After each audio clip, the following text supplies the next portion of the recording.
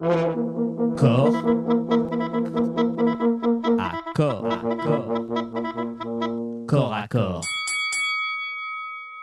Et pour notre corps à corps, nous recevons Guy de Lafortelle. Bonjour Guy de Lafortelle. Bonjour Clémence. Et merci beaucoup d'être avec nous, chroniqueur, financier, fondateur de la lettre d'information, l'investisseur sans caution, mais évidemment cofondateur de Toxin. Alors aujourd'hui, vous revenez sur cet État qui cherche les 40 milliards d'économies, vous savez, pour éviter le défaut de paiement. Et alors parmi ces 40 milliards, il y en a 4 qui pourraient venir de la fin de l'abattement fiscal de 10% des retraités. C'est une annonce notamment d'Amélie de Montchalin, ministre des Comptes publics, qui explique qu'on ne peut pas indéfiniment mettre à contribution les actifs pour financer les nouvelles dépenses sociales liées au vieillissement. Donc, suivez mon regard, on va aller chercher chez les retraités. Alors bon, présenté comme ça, on peut se dire que ça se défend, mais d'après vous, il y a un peu d'arnaque dans l'air. Oui, c'est assez bizarre cette déclaration d'Amélie de Montchalin parce que si vous n'allez pas chercher les nouvelles dépenses chez les actifs, bah, ça veut dire qu'en gros, il n'y a pas de nouvelles dépenses. Mais bon, passons sur l'arnaque purement du discours. Oui. Moi, le premier problème que j'ai, c'est-à-dire qu'avant même de parler des 4 milliards qu'on voudrait aller chercher chez les retraités, c'est que vous allez chercher 40 milliards aujourd'hui qui ne sont pas pour redresser les finances publiques, qui sont simplement pour maintenir une situation délirante qui est celle d'un État qui s'endette de manière absurde. C'est-à-dire qu'aujourd'hui, vous avez officiellement à peu près 3400 milliards de dettes. Ouais. Si vous comptez le hors-bilan irrévocable, c'est-à-dire tout un tas d'engagements qu'on est sûr d'avoir à sortir, mais qu'on n'a pas comptabilisé. On est plutôt à 5 000 milliards, 5 000, 5 500. Ça, en plus, c'est même pas la version officielle. C'est-à-dire là, vous nous rajoutez encore du... C'est officiel. C'est-à-dire que c'est pas la dette au sens de Maastricht, oui. Mais ce sont des engagements que l'État a pris, qu'il est sûr de sortir dans les prochaines années, et qui, d'ailleurs, représentent en grande partie la retraite des fonctionnaires. Vous avez 5 000 milliards de dettes. On les remboursera pas. Donc aujourd'hui, si on veut véritablement reprendre en main nos finances publiques, la moindre chose à faire, c'est accepter qu'on ne remboursera pas notre dette et de tout remettre à plat. Mais là, si vous voulez, le fait d'aller... Deux éléments forts, là, déjà. Oui, c'est comme ça. C'est-à-dire qu'aujourd'hui, si on va chercher 40 milliards, on va pas... C'est-à-dire que l'argument qu'on entend, c'est de se dire il faut que les retraités actuels sauvent comme ils peuvent les retraités des générations futures. C'est pas du tout ce qu'on est en train de faire. Ce qu'on est en train de faire aujourd'hui, ça va être essentiellement payer l'augmentation des charges d'intérêt, parce que les 40 milliards, c'est la différence de taux d'intérêt qu'on aura à payer entre 2017 et 2027. Ouais. Donc c'est rien que ça. Derrière, c'est quoi? Ça va être financer le conflit en Ukraine, ça va être financer... On a financé des milliards et des milliards de vaccins. Bon, on va pas revenir sur cette question aujourd'hui, mais il y a tout un tas d'autres choses. Et ensuite... Donc il y a ces 40 milliards, on va dire, on va chercher 4 milliards d'abattement fiscal sur les retraités.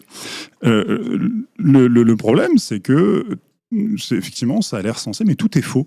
Tout est faux dans les chiffres qui sont annoncés sur ces 4 milliards. La première chose qu'on vous dit déjà, c'est attention, c'est un abattement fiscal. Donc, on vise essentiellement les retraités les plus aisés, puisque les plus pauvres ne sont pas assujettis à l'impôt, et du coup, ça ne va pas les toucher. C'est faux. Les gens que vous touchez sont les classes moyennes. Parce que, évidemment, cet abattement fiscal est plafonné, et du coup, en fait, ça ne va pas faire une immense différence pour les retraites les retraités les plus aisés.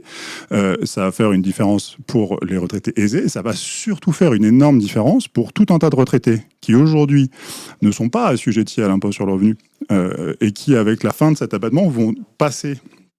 vont devenir imposables. Donc c'est les classes moyennes que vous visez dans ce truc-là, et on commence à en avoir marre, pour le dire très clairement.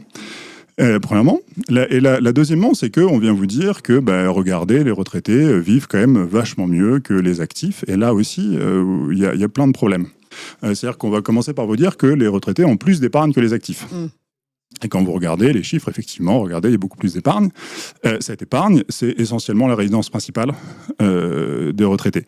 Donc, c'est pas une épargne qui est liquide et qui est un peu... c'est la résidence principale des retraités. D'ailleurs, ça se voit de manière très claire dans les chiffres. C'est-à-dire que le taux d'épargne de cette génération augmente au début des années 2000, au moment où l'immobilier explose.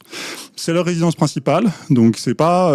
et un retraité, généralement, rechigne Il n'y a pas beaucoup dans les chiffres de retraités qui vont vendre à leur résidence principale pour derrière soit de partir en location ou quelque chose.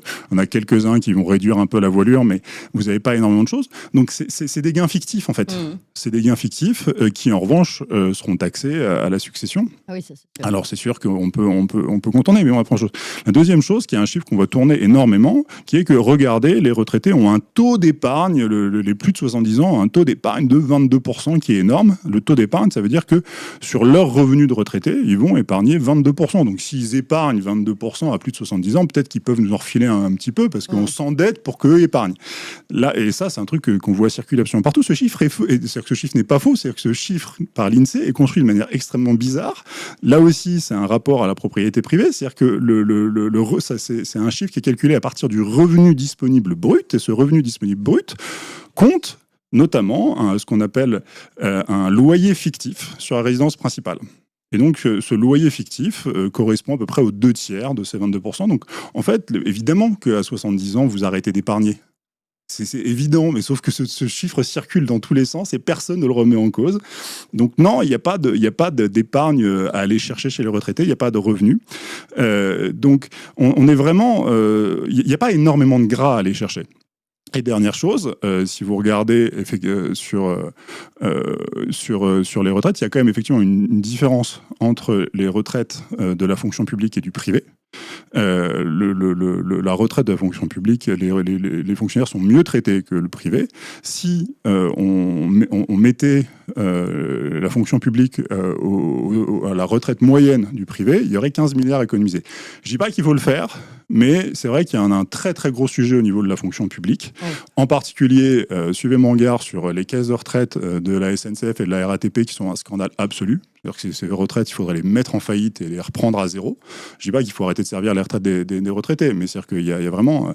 C'est-à-dire qu'il y a un moment, quand vous faites gérer ça par des syndicats, il faut arrêter. Et surtout, si vous voulez, et dernière chose qui est très importante, c'est que si vous regardez, donc ça, vous voyez le point de vue d'un actif qui se dit, mais attendez, moi, je cotise pour la retraite de mes parents, mais moi, je n'aurai pas de retraite. Oui. Ce qui est à peu près, enfin, moi, c'est à peu près ce que je me dis. Tout le monde est à peu près acté. On est tous à peu près actés. Sauf que le problème, c'est que si nous, aujourd'hui, on travaillait autant que nos parents quand ils avaient nos âges, on n'aurait pas de problème de retraité.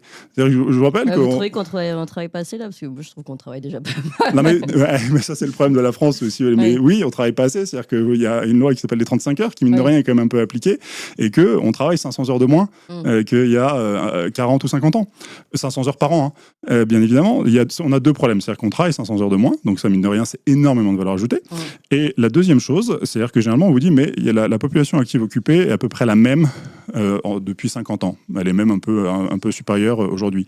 Sauf que le truc qu'on ne voit pas, c'est qu'il y a une différence, c'est que cette population active occupée, c'est féminisé. Et du coup, en fait, on a 10% d'hommes actifs qui ont disparu de la masse salariale en France. Vous avez 10% de mecs. C'est les femmes qui ont pris la place des hommes. Oui, mais alors, je suis pas. Pourquoi pas, si vous voulez. On est là, on est en train de parler ensemble. Mais ce que je veux dire par là, c'est que si vous êtes en train de me dire que ces hommes-là étaient en train de s'occuper des enfants à la maison et de s'occuper du ménage et de faire les courses, il n'y a pas de problème. Je ne crois pas. Malheureusement, je ne crois pas que ce soit comme ça. Et on a aujourd'hui 10% d'hommes qui ne bossent pas. Et pourquoi? Comment? D'inactifs, en fait. D'inactifs, ouais. La différence, c'est qu'en fait, on a toujours autant d'actifs, mais on a plus d'inactifs. On fait travailler les femmes. Du coup, il y a moins d'hommes qui travaillent. Alors, la première chose, je suis désolé, c'est un fait, c'est-à-dire que le travail féminin, non pas parce que vous êtes des femmes, mais parce que les travaux, les emplois qui sont des emplois d'aide à la personne sont moins payés que les travaux masculins. C'est un fait. Mais qui pose la question de dire faisons revenir les emplois? Qui pose la question de faire revenir les frontières? Qui pose la question? Vous avez beaucoup plus de choses à faire. Et donc, si vous commencez à dire on va travailler le même nombre d'heures que ce qu'on travaillait, en gros 40 heures au lieu de 35. Si on travaillait, si on allait donner, parce qu'il faut aussi donner du travail, c'est-à-dire que si on donnait du travail et qu'on allait chercher ces 10% d'hommes qui sont en âge de travailler et qui ne le font pas, encore une fois, par rapport à il y a 50 ans, vous réglez le problème assez facilement. Sauf que poser cette question-là, c'est poser la question des emplois, et poser la question des emplois, c'est poser la question de leur délocalisation, et du coup de remettre des frontières. Et donc en fait, vous avez plein de manières de gérer ce problème. La première, c'est de regarder qui travaille, qui fait quoi, comment. Et la deuxième, c'est où sont effectivement les inégalités. Et la troisième, surtout, c'est, avant même de faire tout ça, 5 000 milliards de dettes. Oui. Voilà, ce que j'allais dire. 3400. Emploi, frontières et mammouth. Enfin, genre, Ouais, il y a quelqu'un qui dépense cet argent quand même, qui passe là, dans les impôts, dans les taxes. Ah bah c'est de la redistribution, mais c'est Ouais. de la redistribution. C'est si vous voulez, le modèle de redistribution, le modèle à la française, c'est le qui est connu. On le sait, c'est le fameux second rapport Beveridge en Angleterre en C'est 1945 que ou la 1950. redistribution ou il y a aussi des je sais pas, un gouvernement qui s'engraisse. Il y a le gouvernement, oui, le gouvernement s'engraisse. Vous avez un problème qui est, c'est essentiellement la redistribution. C'est-à-dire que les deux problèmes de votre service public, c'est que comme vous donnez tout en redistribution, parce que pour avoir le modèle redistributif français marche sur le plein emploi. Si vous n'êtes pas en plein emploi, ça marche pas. Premièrement, et deuxièmement, effectivement, donc non seulement vous avez plus de budget pour les fonctions régaliennes, au sens très large. C'est quand même problématique. Ouais. Et en plus de ça, ces fonctions régaliennes qui n'ont plus de budget, ce budget est détourné parce que les administratifs ont pris la main sur toutes ces grandes fonctions, que ce soit la santé, que ce soit l'éducation nationale, toutes ces choses-là. C'est-à-dire que non seulement les budgets sont entaillés, mais en plus de ça, ces budgets sont donnés pour mettre des postes de fonctionnaires et d'administratifs. Je ne vais pas revenir sur les heures passées par les infirmières, les professeurs, tout ça, à remplir, à faire des rapports plutôt qu'à faire le métier pour lequel ils sont formés et leur vocation. Donc c'est là on a un énorme problème, on en parle régulièrement avec Charles Gave, qui est de se dire qu'il y a un moment, il faut laisser les gens travailler tranquillement. Et aujourd'hui, on a un État qui, au lieu de nous aider à travailler, nous empêche de travailler. Oui. Et qui, comme il nous empêche de travailler, il dit du coup, il faut aller chercher chez les retraités. Non, laissez-nous travailler déjà. Oui. Laissez-nous travailler et laissez les retraités tranquilles, tant qu'à faire. Prendre leur retraite. À ce stade, ouais. Merci beaucoup, Guy de Lafortelle, fondateur de la lettre d'information L'investisseur sans costume. Et chers amis, n'oubliez pas de vous abonner à la Gazette du Tocsin sur tocsin-media.fr/gazette. Vous savez, tous les jours, Valentin vous écrit dans votre boîte mail, vous recevez le meilleur de la matinale. C'est un courriel, donc impossible à censurer par le système. C'est condensé, c'est fait pour ceux qui n'ont pas le temps ou qui préfèrent lire, tout simplement. C'est aussi une version courriel qui peut être partagée. C'est spécialement conçu pour être transféré en un clic. Bref, c'est la version efficace pour pouvoir diffuser au mieux nos idées et les véritables informations. Pour recevoir gratuitement la Gazette tous les soirs, inscrivez-vous donc tout de suite sur tocsin-media.fr/gazette, tocsin-media.fr/gazette. À bientôt.